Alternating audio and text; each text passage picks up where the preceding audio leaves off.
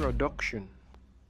This book provides you with the tools you need to approach life and those around you. As you know, a great majority of the African society does not read. A love of books is therefore a kind of inborn thing. You open up a book and you learn about something that's much more exciting than your everyday grind. A world of magic beyond your own. In the forest, you will have many, many lonely hours. And the best thing you can do is just to sit down and write. The Last Poet. Akwaba. Welcome. Chapter 1. Partition. The kids came to the river. They bathed and played, and they caught a fish. The river said, "Nay, they murdered a fish." They were 6 kids. They were mournful when 5 of them returned. The river said, "They carried away one of mine. I carry away one of theirs." Chapter 2. Pancho. "Why do they call you Pancho the Gambler?" I asked him. Said he, "I won a woman and sold my home. Luck is playing the game of chance, which is a game we don't want to play." Chapter 3. Marguerite. My love adores herself. Her name in the quarter, the lamp. Her mother calls her Flower. I call her Comforter, and she adores herself much. She is pleasant to live, rather sparkling and lively, thanks to her imagination. We don't get bored with her, and we appreciate her generosity and her ability to listen. We can count on her. She is persistent. She is a hard worker, but to do this, she appreciates being left in peace, especially in times when her great sensitivity is heightened. Chapter 4. Muschong. I was doing something wonderful. I kept on climbing higher and higher until I reached a little seat, which somebody had built there so long ago. I sat there for a long, very long time, feeling like a fairy on a rosy cloud. I'm not knowing how longer I'm staying here, but I'm staying here for a long time. I spent many happy hours on my hill of paradise, thinking fair thoughts and dreaming bright dreams. Chapter 5. Love. I found a few early violets and brought them to my teacher. She tried to kiss me, but I'm afraid of a kiss. Like a honey bee, I'm suffering and watching. Without resting, I'm afraid of a kiss. I did not like to have anyone kiss me, except my mother. She puts her arm gently round me and spelled into my hand, Madingwo. What is love? I asked. Love does not look like a person. Love is our actions. Love is giving all we can. Even if it's just the bigger slice of cake, love is understanding. Love is figuring out all the kind sweetness we deserve. Love is the trust you put on someone. Love is knowing whom to choose. Love is like a sun lost in the clouds. Even if we don't see it, we know it's there. But when someone shows up, saying they will provide love as you do, and their actions seem to break you rather than build you, time will tell us how much I love you. Chapter 6. Nature. Nature is a feeling, a love, and an appetite, though nature is not always kind. Nature wages open war against her children, and under the softest touch hides treacherous claws. Chapter 7. Depression. As I lay in my bed that night, I wept as I hope few children have wept. I felt so cold I imagined I should die before morning, and the thought comforted me. Even the consciousness that it was only a dreadful mistake did not lessen my suffering. I think if this sorrow had come to me when I was older, it would have broken my spirit beyond repair.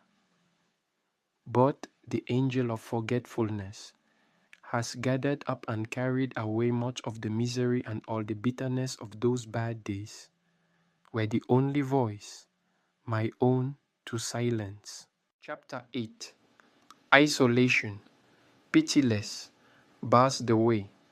For my heart is still undisciplined and passionate, but my tongue will not utter the bitter, futile words that rise to my lips, and they fall back into my heart like unshed tears. Silence is immense upon my soul.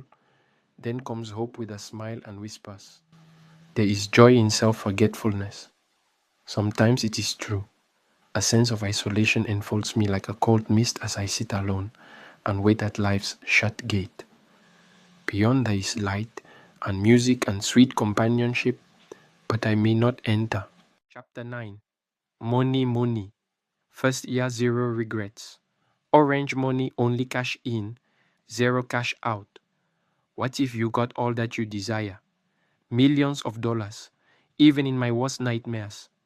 This won't be sufficient. I need to beef up my currency because it is weak when I do my accounts. Each time I find that it lacks. I want to see my currency do push-ups. Money kills, money talks. Money comes and money goes. But it is the money that holds me because it goes faster than it comes. Money cannot buy happiness, seems that. It is the same for wheat. But give me a little of both. It is clear that I would be less unhappy. Chapter 10. Peace. Mother, I can only be talking to you now because God is not listening. The sun is making my body move. Cold are my hands, my heart and my bones. Cold are the travelers far away from their homes. The lies are hidden when the sun and the moon are down. Men are easily corrupted. We speak hundreds of languages, but we can't always understand each other.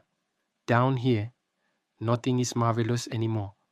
Between God and the devil, smiles and tears, the good and the evil, the clean and the dirty, love and hate, peace and war.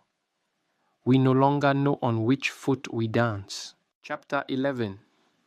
Joy, charming and smiling. A florist in a low waist, colorful cotton loincloth and pink silk scarf had settled down on a sidewalk. Her face, smooth, was an ebony black, and her lips blued by the tattoo, cracked with joy of life. Chapter 12. War. This is worth noting. It's okay, mommy. You don't have to cry. Never be afraid of evil. Are you ready to fight?